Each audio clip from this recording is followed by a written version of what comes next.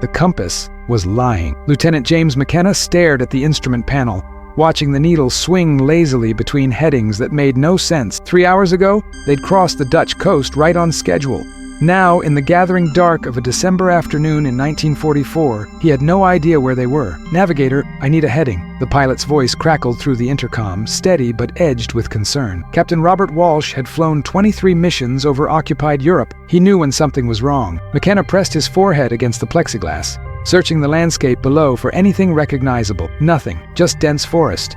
A river that shouldn't be there, and roads that didn't match his charts. The Mitchell bomber droned on through thin clouds, burning fuel they couldn't spare. "Jimmy, talk to me." Walsh again, less patient. "Working on it, sir." McKenna's hands moved across the maps spread before him, trying to reconcile what he was seeing with what should be there. They'd been photographing supply lines near the Rhine, simple reconnaissance. Milk run, except somewhere over the Ardennes his calculations had gone wrong. Dead reckoning had become just dead wrong. The other 5 crew members waited in silence, the kind that grows heavy in a lost aircraft. Radio operator, bombardier, gunners, all of them trusting McKenna to get them home to England before dark, before the fuel ran out, before the German night fighters rose to hunt. The mission had started like any other. Briefing at 0500 hours, powdered eggs and coffee that tasted like motor oil. The intelligence officer pointing at aerial photographs, circling supply depots and rail yards. Standard reconnaissance sweep. Take pictures.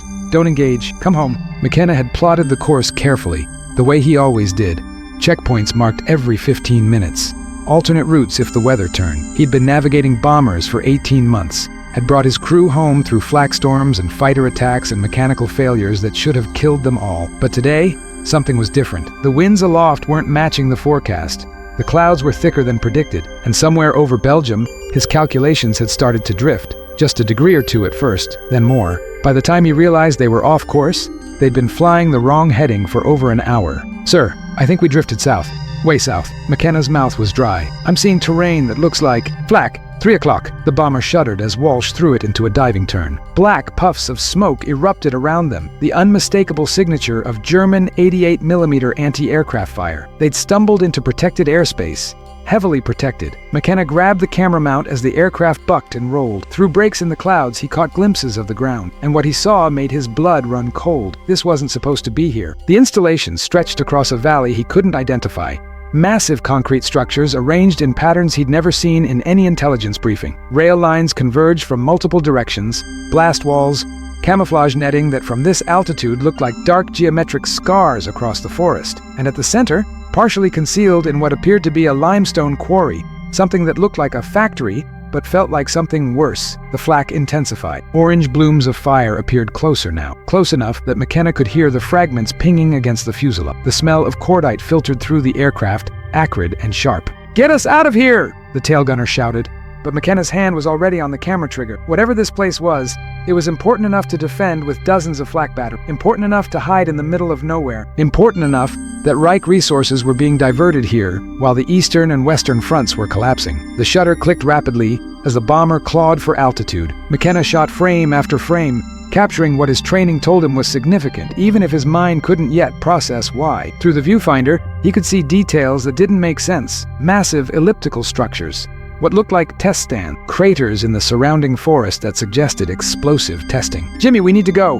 Now!" Walsh's voice was tight. 10 more seconds. "We don't have 10 seconds!" But McKenna kept shooting. The camera whirred and clicked. Each frame captured another piece of the puzzle. Railroad cars loaded with what looked like long, cylindrical object. Concrete bunkers that could withstand direct bombing. Security fencing that went on for miles. Then he saw it. Through a gap in the camouflage netting, partially visible in the quarry below. A rocket, pointed skyward. Massive, unlike anything he'd seen before. Not a bomb, not an artillery shell, something new, something terrifying. The bomber lurched violently as a shell burst directly beneath them. The number 2 engine coughed, sputtered, began trailing black smoke. Warning lights flickered across the instrument panel. "We're hit!" the flight engineer called out. "Losing oil pressure on 2!" Walsh feathered the propeller, trying to stabilize the aircraft. The Mitchell could fly on one engine, but not well and not for long. They needed distance. They needed altitude. They needed to survive the next 5 minutes. McKenna finally released the camera trigger. His hands were shaking. He'd gotten the photographs, but now they had to live long enough to deliver them. The bomber limped northward, shedding altitude with every mile. Behind them, the flak continued for another minute, then stopped abruptly. The Germans had better things to do than waste ammunition on a crippled reconnaissance plane that was already leaving their airspace. Or maybe they were confident the damage would finish the job. McKenna returned to his navigation table, trying to calculate a new course with an aircraft that was losing altitude and burning fuel at an accelerated rate. Every minute that passed made England feel farther away. "Talk to me, Navigator." Walsh's voice was calmer now, but McKenna could hear the tension underneath. They were in trouble, real trouble. "Working the numbers, sir." McKenna's pencil moved across the map. "If we can maintain current speed and altitude, I can get us to the emergency field at—" "We're not maintaining anything. We're sinking. Give me the closest friendly territory." McKenna measured distances, calculated fuel consumption, factored in the wind. The numbers didn't look good. They'd been lost for 3 hours, burning fuel while flying in circles. Now they were damaged, leaking oil, and still deep in occupied territory. "There's an advanced airstrip near Liège," McKenna said. "The 9th Army took it 3 weeks ago. It's rough, probably not much more than a grass strip, but it's ours." "How far?" 70 miles, maybe 80. I'm not exactly sure where we are." Walsh was quiet for a moment. Then, "Give me the heading." McKenna called out the numbers. The bomber turned slowly, reluctantly, like an old man who knows he's pushing his last strength. The engine temperature gauge climbed steadily toward the red line. They were living on borrowed time. Below them, the landscape changed. The dense forest gave way to farmland, then to the scarred earth of recent combat. Shell craters, burned-out vehicle, the ugly footprint of war. But it was Allied territory now, and that meant something. If these memories of sacrifice resonate with you, please consider liking this video, leaving a comment with your thoughts, and subscribing to ensure these stories are never forgotten. The weeks following the discovery were a blur of debriefings and classified meetings. McKenna found himself pulled into rooms with officers whose ranks he could barely comprehend, asked to describe details he'd seen for only seconds while dodging anti-aircraft fire. They wanted to know everything: the exact configuration of the buildings, the rail lines, the defensive positions, how many structures he'd counted, what the terrain looked like, whether he'd seen any personnel. He answered as best he could, but the truth was, he'd been focused on survival, not reconnaissance. The photographs would have to tell the story.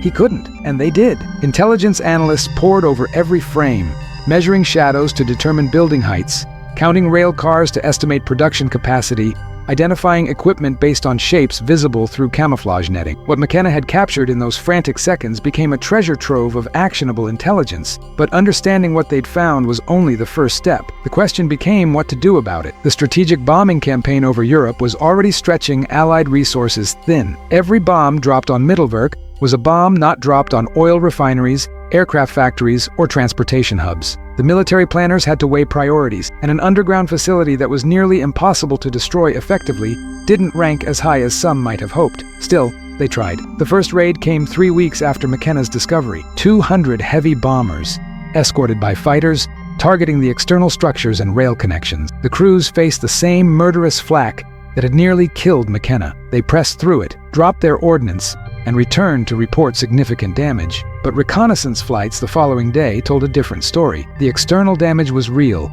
but production inside the mountain continued. The Germans simply worked at night to repair what could be repaired and routed supplies through alternate rail lines. Within a week, V-2 rockets were rolling out of Mittelwerk again. McKenna watched the reports come in with a growing sense of frustration. He'd found the target, he'd given them everything they needed, and it wasn't enough. The mountain protected its secret too well. What he didn't know, what he couldn't know from his position, was that the raids were having an impact, not on production directly, but on the logistics that sustained it. Every damaged rail line meant delays. Every destroyed storage facility meant resources diverted from other projects. The Reich was bleeding from 1,000 cuts, and Mittelwerk was one of them. The prisoners inside the mountain knew when the raids were coming. They could hear the bombers overhead, feel the vibrations when bombs hit nearby. Some hoped the Allies would destroy the facility and end their suffering. Others feared being buried alive in the tunnels. Most simply endured, because endurance was all they had left. One survivor, a Polish engineer named Stanislaw Kowalski,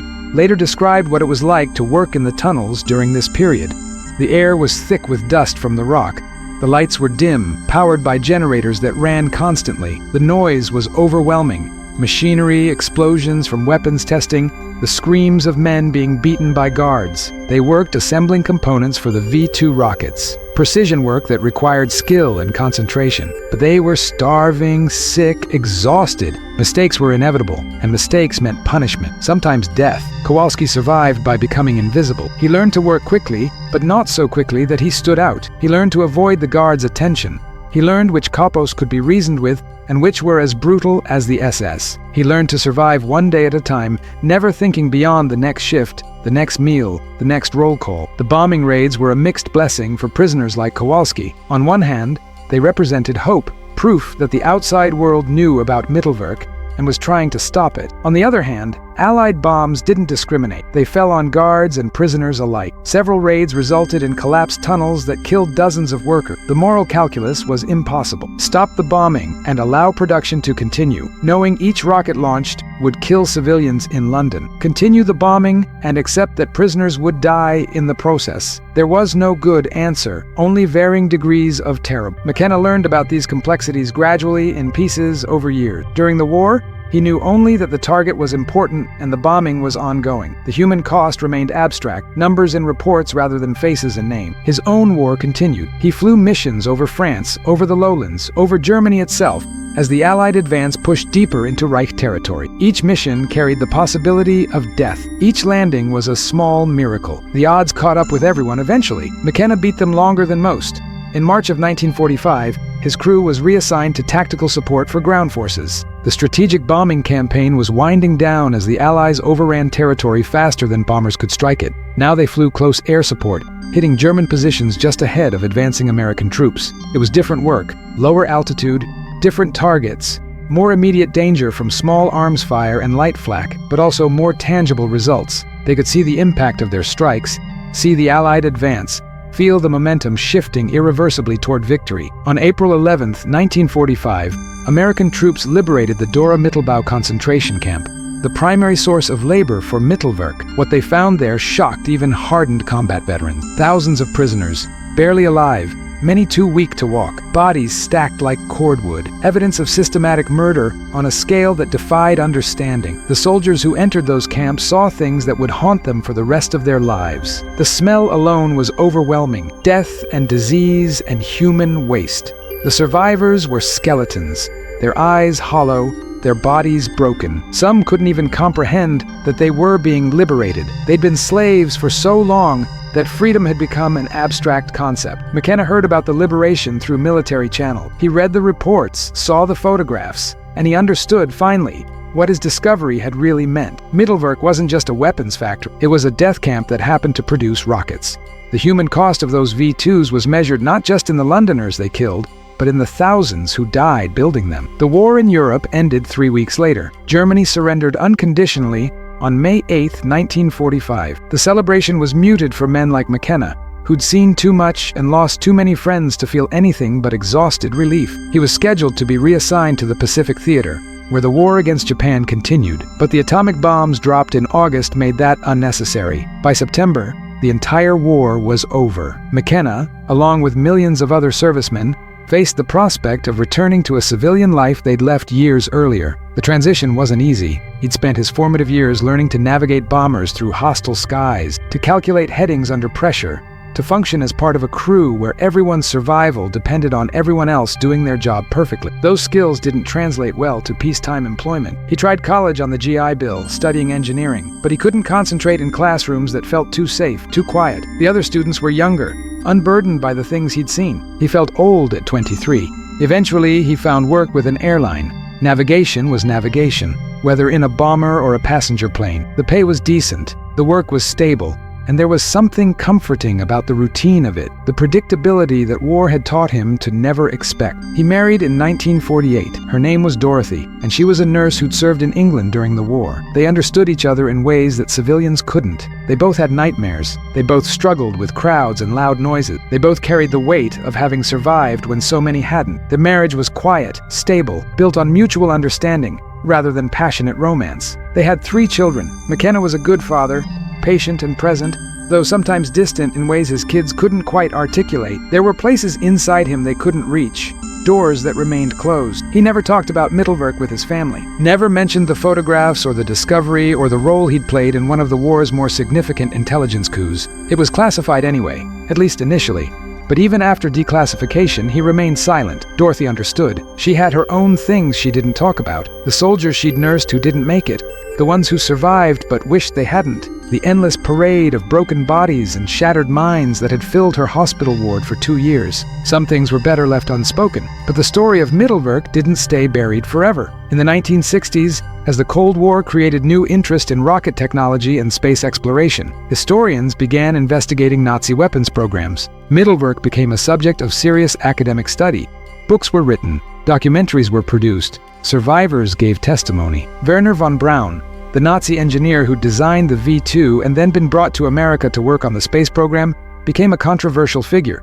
He'd known about the slave labor, had visited Mittelwerk, had been complicit in the deaths of thousands. Yet he was being celebrated as a hero of space exploration, his past conveniently forgotten in the rush to beat the Soviets to the moon. McKenna watched this unfold with complicated feeling. On one hand, von Braun's technical brilliance was undeniable. The rockets that put Americans in space were direct descendants of the V-2. On the other hand, those same rockets had been built on bones.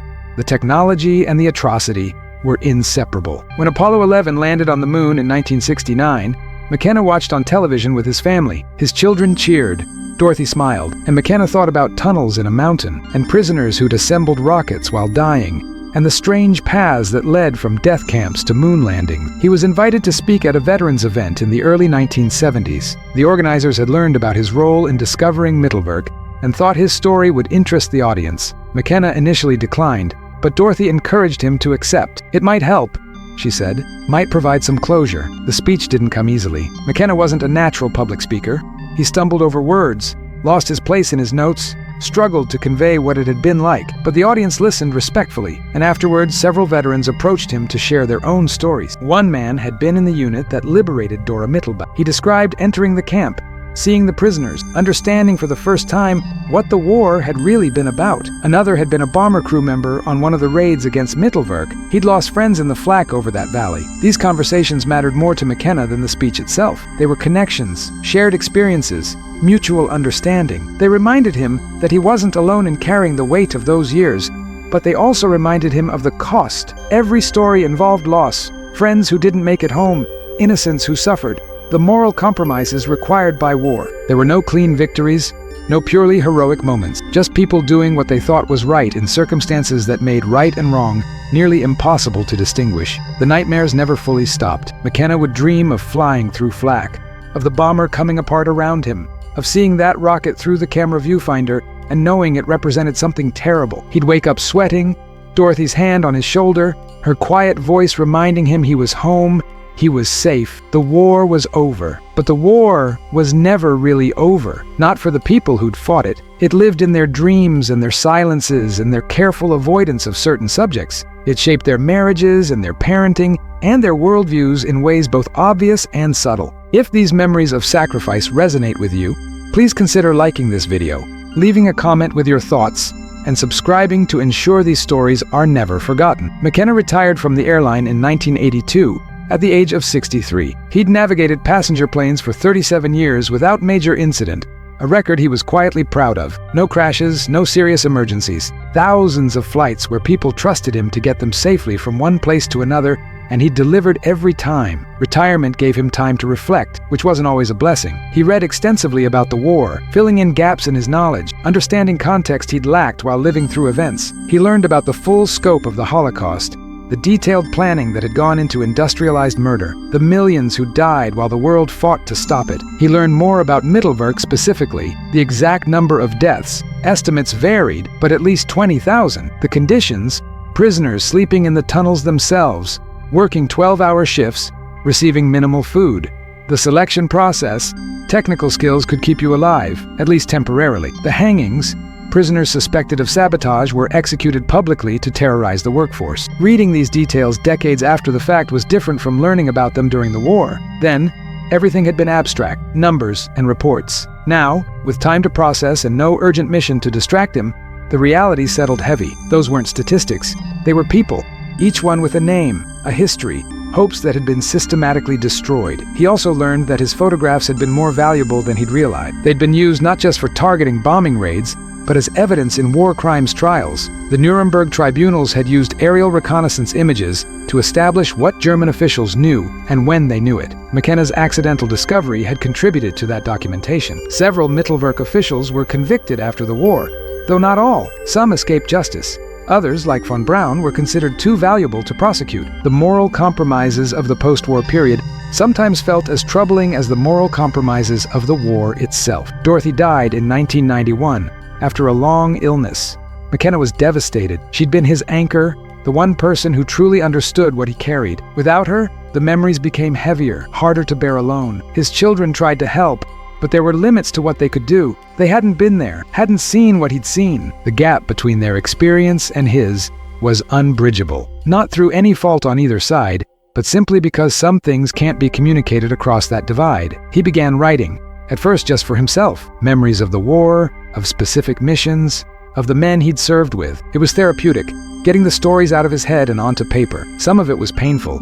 Some of it brought unexpected moments of joy, remembering friendships and small kindnesses in the midst of chaos. He wrote about Walsh, the pilot who'd kept them alive through skill and calm leadership, about the tail gunner who'd spotted the flak first that day over Mittelwerk, about the ground crew who'd maintained their aircraft through impossible conditions, about all the people who'd contributed to their survival in ways large and small. And he wrote about the navigation error that had changed everything, trying to understand it, to figure out exactly where his calculations had gone wrong. It was a puzzle he'd been working on for 50 years, and he still wasn't entirely sure of the answer. The winds had been wrong, yes, but there was more to it than that. Some combination of factors he'd never fully identified. In the end, maybe it didn't matter. The error had happened. The consequences had followed. Trying to reverse engineer the exact cause decades later was an intellectual exercise that changed nothing about what had occurred. The historian who interviewed him in 1989 published his book 3 years later. McKenna received a copy with a note thanking him for his contribution. He read it carefully,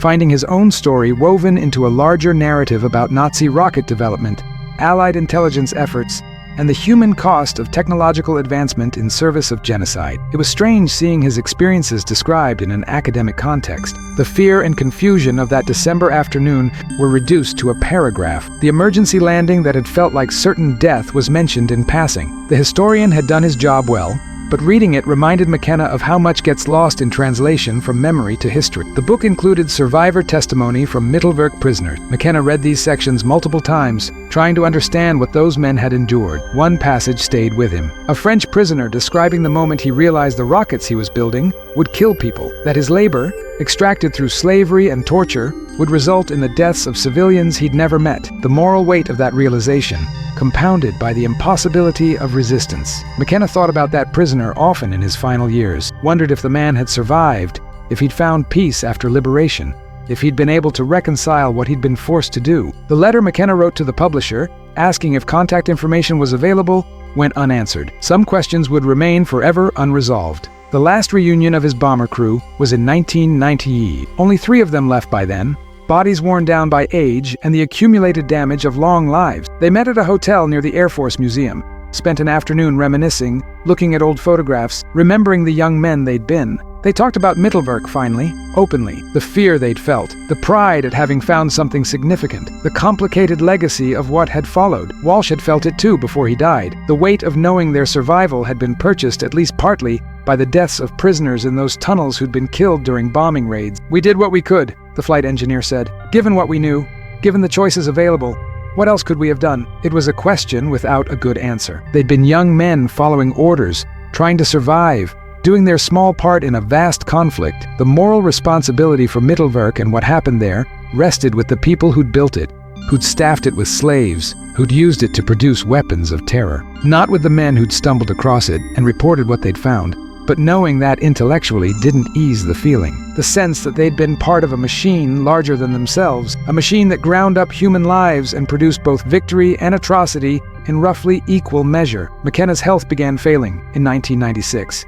The heart that had carried him through combat and decades of civilian life was wearing out. He knew the end was coming, made his peace with it mostly. He'd lived longer than many of his contemporaries, had seen things he never imagined as a kid in Pennsylvania, had been part of history in ways both significant and troubling. His last conversation with his son touched on the war, on Mittelwerk, on the photographs that had contributed to something larger than any individual contribution. McKenna tried to explain what it had meant to be young and terrified and certain of death, only to survive and carry that certainty forward into a life that shouldn't have been possible. "I got lost," he said, his voice weak but clear. "Made a mistake. Everything that followed came from that mistake. I don't know if it made things better or worse, I just know it happened, and I was there, and I've spent 50 years trying to understand what it meant." His son held his hand, told him it was okay, told him he'd done his best in impossible circumstances, and that was all anyone could ask. McKenna wasn't sure he believed it, but he appreciated the sentiment. He died 2 weeks later, on a quiet morning in March. His family was with him.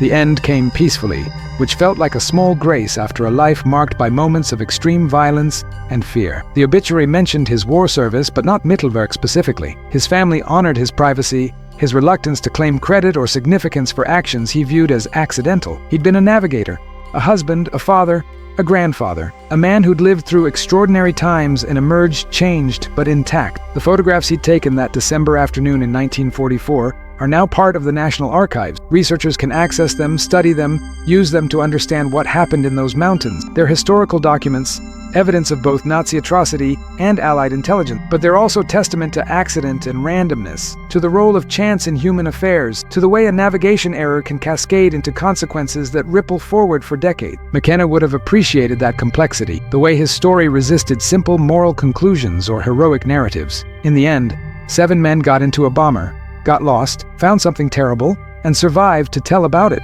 What that meant depends on who's asking and why. The prisoners who died in Mittelwerk would have one answer. The Londoners who weren't killed by rockets would have another. The historians studying the period would have a third. And McKenna himself, wrestling with the memory for half a century, had his own answer that changed over time and was never entirely settled. That's the truth of it. Not neat, not simple.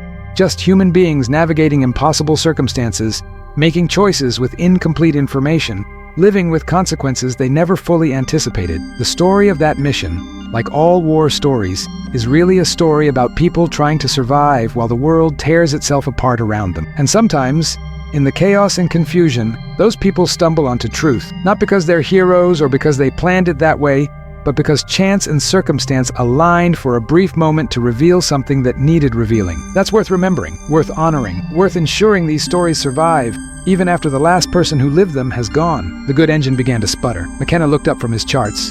The fuel gauge was bouncing near empty. They'd pushed it too far. "We're running on fumes," the flight engineer announced, confirming what everyone already knew. Walsh's voice came through steady and clear. "All hands, prepare for emergency landing.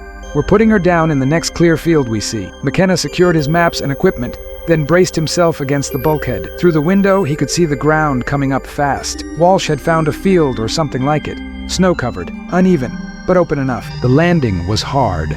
The bomber hit the frozen ground, bounced, hit again. The landing gear, weakened by flak damage, collapsed on one side. The aircraft slewed sideways, throwing McKenna against the restraints. Metal screamed. Something in the back of the plane tore loose. Then everything stopped. For a moment there was only silence. Then the crew began moving, checking themselves, checking each other. Miraculously, no one was seriously hurt. The aircraft was destroyed, but they were alive. They climbed out into the December cold, standing in a Belgian field that looked like every other field in Europe. In the distance, McKenna could see a farmhouse. Smoke rose from the chimney. Signs of life. "Everyone accounted for?" Walsh called out. They were. 7 men who should have been dead, standing in the snow beside a wrecked bomber, grateful for solid ground. But McKenna's mind was still on what he'd seen. The factory, the rockets, the scale of the installation. Whatever the Germans were building in that hidden valley, it was significant. Maybe war-changing. He'd gotten the photographs. Now he had to make sure someone saw them. The crew made their way toward the farmhouse, where Belgian civilians emerged cautiously, then with growing relief when they recognized American uniform. Within hours, they'd made contact with Allied forces. Within a day, they were back at their base in England. McKenna handed over the film canisters with hands that still shook when he thought about how close they'd come. The intelligence officers took them without much ceremony. Just another set of reconnaissance photos. They had hundreds coming in every day. "Anything unusual?" one of them asked, more out of routine than genuine interest. "I think so, sir," McKenna said. "We got lost. Ended up over some kind of installation. Heavy flak. Looked important." The officer made a note. "We'll have a look. Good work getting back in one piece." That was it.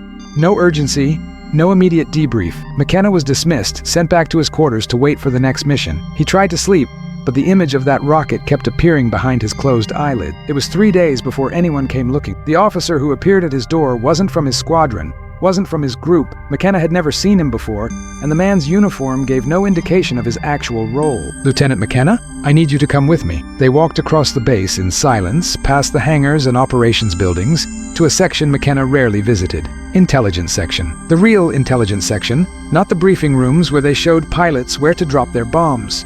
Inside, a conference room had been converted into something like a command center. Aerial photographs covered every wall, the ones from McKenna's mission, enlarged to show details that had been invisible from the air. And in the center of it all, that rocket, unmistakable even in black and white, a Colonel McKenna didn't recognize, stood at the head of the table. Other officers, British and American, filled the room. The tension was palpable. "Lieutenant, tell us exactly what you saw." McKenna described the mission, the navigation error, the 3 hours of being lost, the moment they'd stumbled over the installation, the flak, the photographs. He left nothing out, including his own mistakes that had led them there. When he finished, the colonel nodded slowly. "Your navigation error may have been the most valuable mistake of this war." He gestured to the photograph. "What you found is called Mittelwerk. It's a factory built inside a mountain. The Germans are using slave labor to produce vengeance weapons. V-2 rockets. Each one carries a ton of high explosives and travels faster than sound. They've been hitting London for months. We couldn't figure out where they were being built." The colonel paused, studying McKenna. "Until you got lost and flew right over it." The room was silent. McKenna felt the weight of what he was hearing. All those people in London, the rockets falling without warning, and he'd found where they came from. "What happens now?" McKenna asked. Now we bomb it into rubble." The colonel tapped the photographs. "Your pictures gave us everything we need. Exact coordinates, structural details, defensive positions. Within 48 hours, every heavy bomber in England will know exactly where to aim." But it wasn't that simple. It never was. The problem with Mittelwerk was the same thing that made it so effective as a factory. It was underground, built into the Kohnstein mountain in central Germany. The facility was protected by hundreds of feet of solid rock. Conventional bombing would barely scratch it. The debates went on for weeks. Some argued for trying anyway. Others wanted to target the rail lines and supply routes that fed the factory. A few suggested that since the Allies were already winning the war, the resources would be better spent elsewhere. In the end, they did bomb Mittelwerk, multiple raids, thousands of tons of ordnance. They damaged the external structures, disrupted the rail line, made operations more difficult. But the underground tunnels remained largely intact, and production continued. What McKenna didn't know then, what none of them knew, was the human cost of what they'd found. Inside those tunnels worked tens of thousands of concentration camp prisoners, slaves really, forced to assemble rockets in conditions that killed them by the hundreds. The Reich was so desperate for these weapons that they'd turned a mountain into a death factory. The bombing raids, meant to stop rocket production, also meant death for many of those prisoners. There was no good answer, no clean solution, just the ugly mathematics of war, where every choice carried a cost measured in human lives. McKenna flew 17 more missions before the war ended. None of them were as significant as the one where he got lost. None of them haunted him the same way. After Germany surrendered, after the camps were liberated, after the full horror of what had been happening in those mountains became clear, McKenna requested to see the site. His request was denied.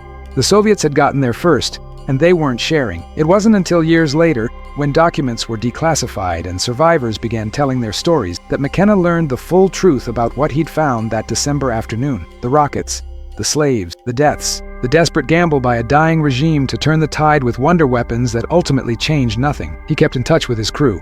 Walsh went back to flying commercial aircraft. The tail gunner became a teacher. The bombardier opened a hardware store in Ohio. They'd get together sometimes at reunions or chance meetings, and they'd talk about everything except that mission. But it was always there, unspoken. The knowledge that a navigation error, a simple mistake born of bad weather and worse luck, had pulled back the curtain on one of the war's darkest secrets. McKenna often wondered about the paths not taken. If he'd calculated the winds correctly, they would have completed their assigned mission and returned home without incident. Someone else would have eventually found Mittelwerk, or maybe not. Maybe the rockets would have kept falling on London until the war ended naturally, and the factory would have remained hidden in its mountain until the Allies physically overran it. In the quiet moments, usually late at night when sleep wouldn't come, McKenna would think about the people in those tunnels, the ones who built the rockets while dying themselves. He'd read their testimony after the war, read about the condition, the brutality, the casual murder that accompanied the production of weapons meant to kill other people far away, and he'd think about the strange morality of war, where getting lost saved lives by helping to destroy a factory that was itself sustained by destroying lives, where mistake became victory, where accident became intelligence coup, where everything was complicated and nothing was clean. His children asked him about the war sometimes, He'd tell them stories, the funny ones mostly. The time they'd flown through a cloud of their own chaff and thought they were under attack. The British officer who'd gotten spectacularly drunk at a Christmas party and tried to teach everyone to play rugby. The endless card games, the terrible food, the brotherhood. He didn't tell them about Mittelwerk, didn't tell them about the photographs that showed a rocket factory built on bones, didn't tell them about the nights he woke up thinking about decisions made by men in rooms far from the fighting, decisions that turned mountains into prisons and prisoners into machine parts. The medals came later, recognition from intelligence services, commendations in files that remained classified for decades. None of it mattered much to McKenna. He'd done his job, he'd gotten lost, he'd taken some pictures, he'd survived. The crew of his bomber had survived too, and that was worth more than any medal. If these memories of sacrifice resonate with you, please consider liking this video, leaving a comment with your thoughts, and subscribing to ensure these stories are never forgotten. Walsh died in 1973, heart attack while mowing his lawn. The funeral was in Pennsylvania.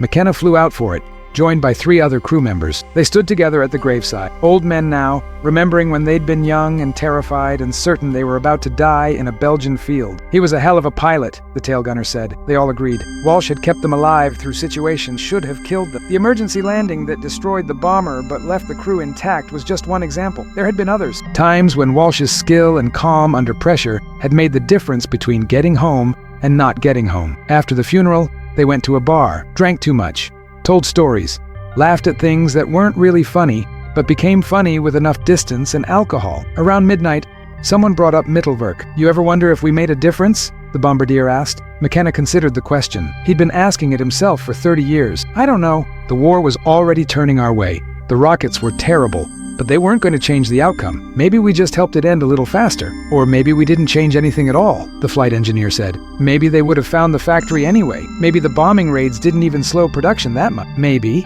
McKenna agreed. "Or maybe some mother in London got to keep her child because we stumbled onto that place and gave command enough information to disrupt operations, even just a little. Maybe that's worth something." They drank to that, to maybes and what-ifs and the impossible task of measuring the impact of any single action in a war involving millions. The last time McKenna saw the photographs from that mission was in 1989. A historian working on a book about V-2 rockets had tracked him down, asked if he'd be willing to be interviewed. McKenna agreed, mostly out of curiosity. The historian spread the photos across a table. They were grainy, showing their age, but still remarkably clear. The factory, the test stands, the rocket, frozen in time, pointed at a sky it would never reach. These were incredibly valuable, the historian explained. The intelligence derived from these images influenced targeting priorities for months. They also provided crucial evidence at the war crimes trials. Some of the people responsible for what happened in those tunnels were convicted based partly on documentation that traced back to your discovery. McKenna studied the photos. He was 70 years old now, his hands spotted with age, his eyes requiring reading glasses to see the details. But he remembered. He remembered the terror of the flak, the desperation of the emergency landing, the weight of knowing he'd found something significant, but not understanding what it meant. "I got lost," he said simply. That's all it was, a navigation error. The historian smiled. "History is full of accidents that changed everything. Columbus was trying to reach Asia. Fleming discovered penicillin because he forgot to clean his petri dishes.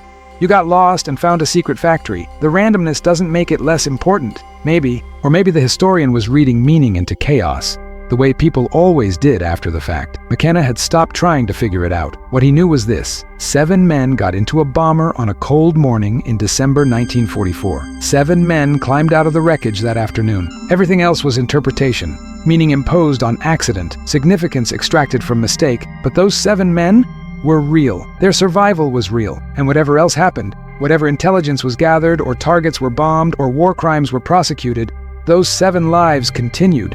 That was worth something, maybe everything. McKenna died in 1997 at the age of 78. Heart failure, the doctors said. Old age, really? The slow wearing down of a body that had lived longer than it had any right to expect. At his funeral, his children spoke about a man who rarely talked about the war, but was shaped by it in ways both visible and invisible. A man who valued precision and hated being late. A man who kept maps in his car, even in the age of interstate highways and clear signage. A man who'd gotten lost once and never quite trusted himself to navigate perfectly again. The surviving members of his crew were there. 2 of them, elderly now, needing help to walk. They didn't speak at the service. Didn't need to. They'd said everything that mattered decades earlier, in that Belgian field, when they'd checked on each other after the crash and realized they'd all survived. In the years since, historians have debated the significance of the Mittelwerk discovery. Some argue it provided crucial intelligence that disrupted Nazi rocket production. Others contend the facility was already known through other sources, and the aerial photographs simply confirmed existing information. Still others point out that V-2 production continued until the final weeks of the war,